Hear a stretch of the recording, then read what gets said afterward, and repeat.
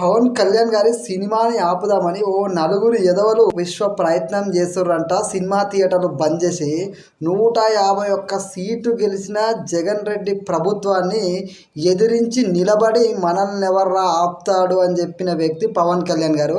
అలాంటి పవన్ కళ్యాణ్ గారి ముందు ఈ నలుగురు చేస్తున్న కుప్పి గంతలు పనిచేస్తాయని ఒక్కసారి ఆలోచన చేసుకోవాలి. పవన్ కళ్యాణ్ గారు సినిమాలు తీసి ఆ వచ్చిన డబ్బుల్ని కౌలు రైతులకు సహాయం చేస్తాడు. ఆ వచ్చిన డబ్బుల్ని వరదలు వస్తే సహాయం చేస్తాడు. ఆ వచ్చిన డబ్బుల్ని కరోనా వస్తే సహాయం చేస్తాడు.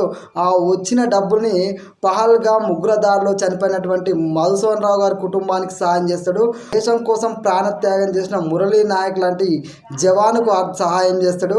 అలాంటి గొప్ప వ్యక్తిత్వం ఉన్న వ్యక్తి పవన్ కళ్యాణ్ గారు. మీరు నలుగురు ఎవరైతే ఉన్నారో ఆ నలుగురు కోట్ల రూపాయలని సంపాదించి కోటలు మేడలు కట్టుకునేటోళ్ళు.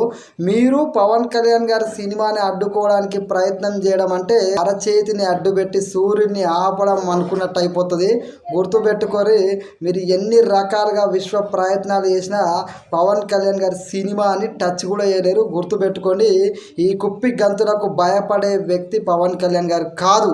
గుర్తుపెట్టుకోండి. ఇంకా పవన్ కళ్యాణ్ లాంటి వ్యక్తి సినిమాని అడ్డుకోవడానికి మీరు ఇంత ప్రయత్నం చేస్తారంటే మిమ్మల్ని ఖచ్చితంగా ఫ్యూచర్లో గుర్తుపెట్టుకుంటాం.